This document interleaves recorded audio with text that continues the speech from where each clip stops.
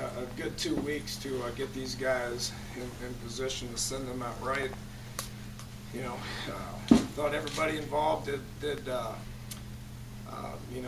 care and did play with effort.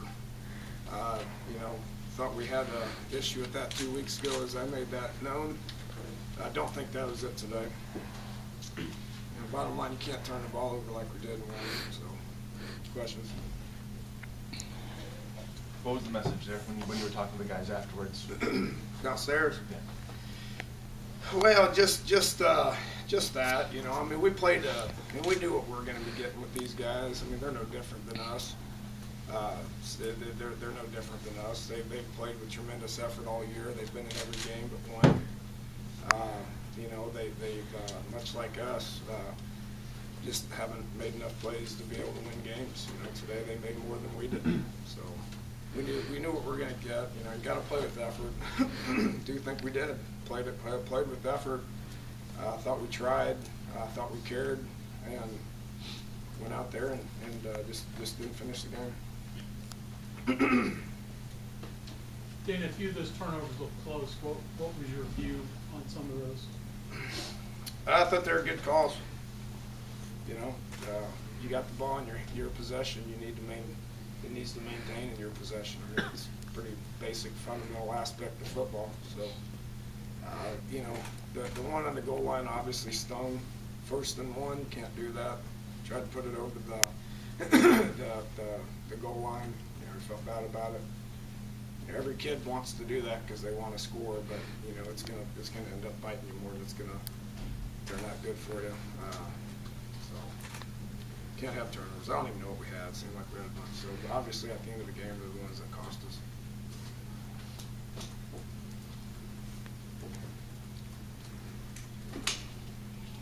For you guys, it's another multi-score lead evaporating in the second half. I mean, that's obviously not something you can get comfortable with or really figure out. Can you talk about your reaction on the sidelines as that's slipping away? Keep coaching. Keep coaching, keep playing. Any common theme with that you've noticed as the season's gone on? Talked about finishing all year long. You know, it's obviously going to be something that's going to be addressed in the off season when it comes to, you know, the issues that we've had this year of not being able to close games. You know, why can't you close games? It comes down to execution. You know, you know, a burning desire to win. A collection of guys that don't want to let each other down, coaches and players involved. Obviously, we're not at that point right now. Talk about the effort you got from Sims today. Same thing every day. He's a tremendous football player that's going to be playing for a while. Glad we had him for a year. Dan, did you sense offensively you had a couple of things going for you and then maybe either got away from them or had them taken away from you? It's just a weird game without a lot of flow, a lot of stops, interruptions, events. Yeah, had almost 600 yards of offense. Right. I mean, you can keep telling us stuff, and you guys can keep writing stuff about how bad we are in offense, but you know, we were improving. You know, you can't give up 575 yards and win. You can't turn the ball over offensively and win. I think we all saw what happened. Nobody's happy about it.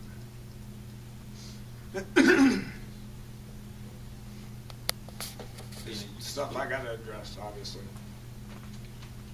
Dana, your thoughts on the size of the crowd? Have you not held back on your feelings on that in the past? I've complimented our crowd endless times, you know, and appreciate the crowd that was there today. Thought they had energy. It's tough when you don't have the student, you know, school is in session. But the rest of it I thought was good. Appreciate their support.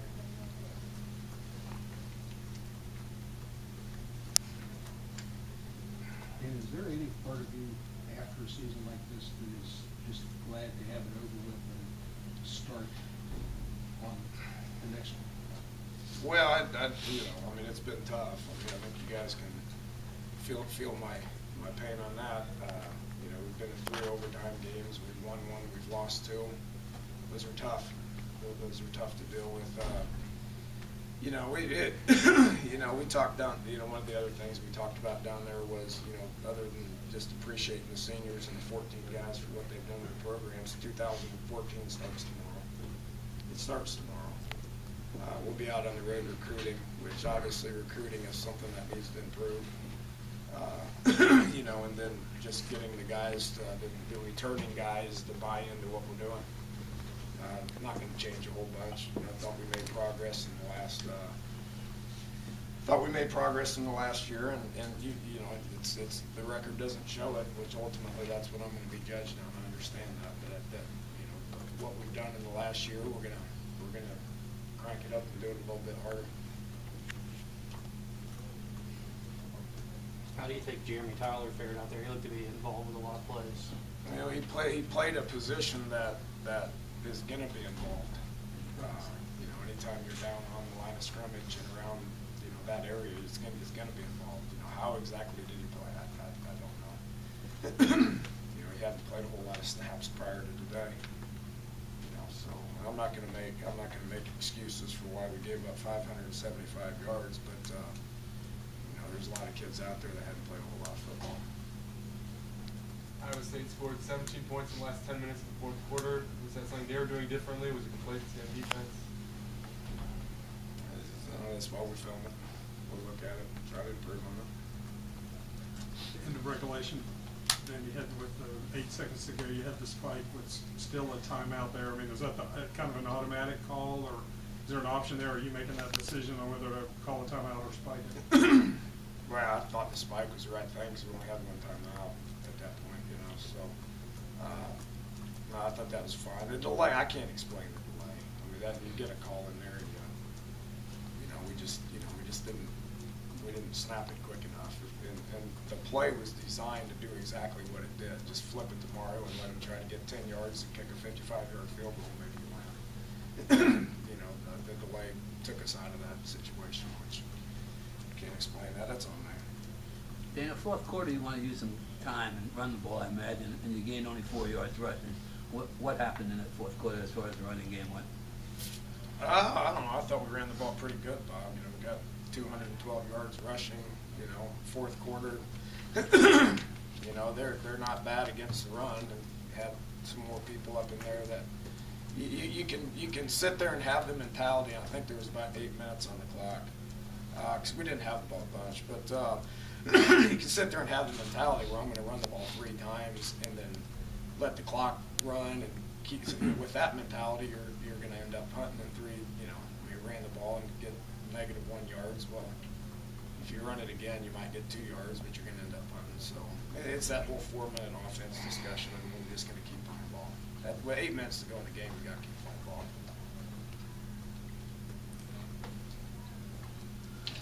Talk about the progress towards the end of the season for you guys. What gives you the most confidence, the most hope heading into the offseason that you saw out of your guys? Well, the continuity. So the thing we talked about this Tuesday. I mean, the lack of continuity that existed with us offensively is something I don't anticipate happening again. So you get guys like Mario who starts getting comfortable making plays. That's one example, but you're going to have a collection of guys who are going to understand what we're trying to do a little bit better, which means that we can coach them on technique a little bit harder. The more continuity that exists, the better we're going to be offensively. You mentioned Mario there. Really blossomed, had a huge game for you today. How different have you seen him since you kind of moved him around? And he's just more familiar, more comfortable with what we're doing offensively. You take a guy who just joins us in August. It's going to take some time before he gets it. Glad he got it this year. Kevin's shown some signs of being the guy that's going to be pretty good for us, and DeKeel as well. It's just there's a lot of examples out there of guys that are just now, kind of trying to figure out what we're doing. It makes a little bit more sense to them. So look forward to coaching those guys in the off season for sure. Okay, thanks, Coach.